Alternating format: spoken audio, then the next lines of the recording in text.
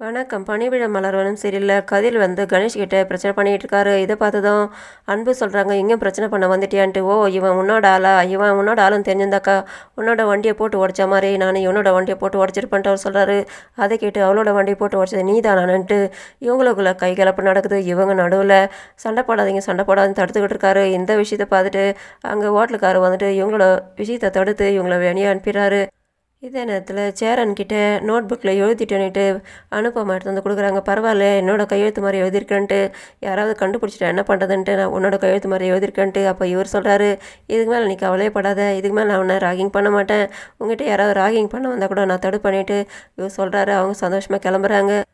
சாயங்காலம் ஆகுது. அன்பும் கணேஷும் வீட்டில் நடந்த விஷயங்களை அவங்க அப்பாக்கிட்டே அவன் தம்பிக்கிட்டே சொல்கிறாங்க. அதை கேட்டு சேரன் சொல்கிறாரு, நான் நினச்சேன் அந்த அவ்வளோ தூளாக உடஞ்சிருக்குதுனாக்கா அது யாரோ ஏதோ பண்ணியிருக்காங்கன்னு நினச்சேன், நீங்கள் தான் என்கிட்ட மறைச்சிட்டிங்க, இதை பண்ணியிருக்குது அந்த கதிர்வேல் தானே, நான் போயிட்டு அவனோட வண்டியை போட்டு உடச்சிட்டு வரேன். இவர் கிளம்புறாரு. அவங்க அப்பா தடுக்கிறாரு. நம்ம ஒருத்தர மாற்றி பிரச்சனை பண்ணிகிட்டே இருந்தால் அதுக்கு முடிவே இல்லைடா, அவங்க குடும்பத்தால் தான் நம்மளோட அம்மாவை இழந்தோம், போதுண்டா இதோட விட்டுரு அந்த பிரச்சனைன்ட்டு. அதுக்காக விட்டுட முடியுமா நாம்ப?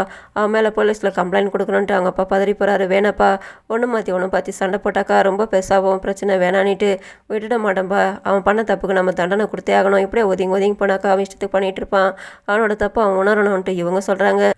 இதே நேரத்தில் கதிர்வேல் வீட்டில் அனுப்பமா உட்காந்து சாப்பிட்டுக்கிட்டு இருக்காங்க. அவங்களுக்கு சாப்பிடும்போது புறக்கிறதுன்ட்டு அவங்க அம்மா திட்டுறாங்க, தண்ணி எடுத்து குடின்னுட்டு.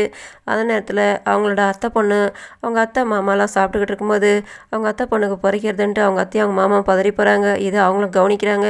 அவங்களும் எவ்வளோ பாசமாக இருக்காங்க, நம்ம அம்மா நம்மக்கிட்ட பாசமாக இல்லைன்ட்டு இவங்க அழுகுறாங்க. அவங்க அத்தை சமாதானப்படுத்துகிறாங்க.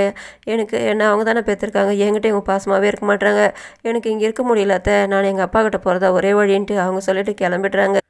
பொழுது விடிஞ்சு கணேஷும் அன்பும் கம்ப்ளைண்ட் பண்ணுறதுக்காக வராங்க. சொல்கிறாங்க, நாங்கள் கதிர் மேலே கம்ப்ளைண்ட் கொடுக்கணுன்னுட்டு போலீஸ்காரர் சொல்கிறாரு. அவரை பற்றி தெரியாத கம்ப்ளைண்ட் பண்ண வந்திருக்கேன்ட்டு, எல்லாம் தெரிஞ்சு தான் வந்திருக்கேன், அவர் மேலே நீங்கள் கம்ப்ளைண்ட் எடுக்கலைனாக்கா நாங்கள் போராட்டம் பண்ணுவோம்னு சொன்னோம். அது கேட்டு அவங்க ஷாக் ஆகிறாங்க. நாங்கள் சொல்கிறத சொல்லிவிட்டோம், நீங்கள் கேட்க மாட்டீங்க, இதை பெருசாக படுத்துவானான்னு நாங்கள் சொல்கிறோம், அவரை பற்றி தெரிஞ்சுக்கிட்டு தானிட்டு. அப்போ இவங்க சொல்கிறாங்க, வர பிரச்சனைகளை நாங்கள் பார்த்துக்குறோம், இப்போ நீங்கள் கம்ப்ளைண்ட் எடுங்கன்னு சொன்னோன்னே சரி கம்ப்ளைண்ட்டை எழுதி கொடுங்க, இப்போ எஸ்ஐ இல்லை அவர் வரட்டும் காத்துட்ருங்கன்ட்டு இவங்களும் கம்ப்ளைண்ட்டை எழுதி கொடுத்துட்டு அங்கே உட்காந்து காத்துக்கிட்டு இருக்காங்க. இந்த இடத்துல ஒரு போலீஸ்காரர் ஃபோன் பண்ணி சொல்லிடுறாரு கதிர்வேல்கிட்ட, அன்பு கம்ப்ளைண்ட் பண்ண வந்திருக்காங்க உங்ககிட்டன்னுட்டு. அதை கேட்டு அவர் ஷாக் ஆகிட்டு கோவமாக வராரு. ப்ரோமோவில் கதிர்வேல் ஒரு கூட்டத்தை கூட்டிகிட்டு அன்பு வீட்டில் பொருளுங்களாம் தூக்கி போட்டு உடைக்கிறாரு. இதோட முடியுது. நன்றி, வணக்கம்.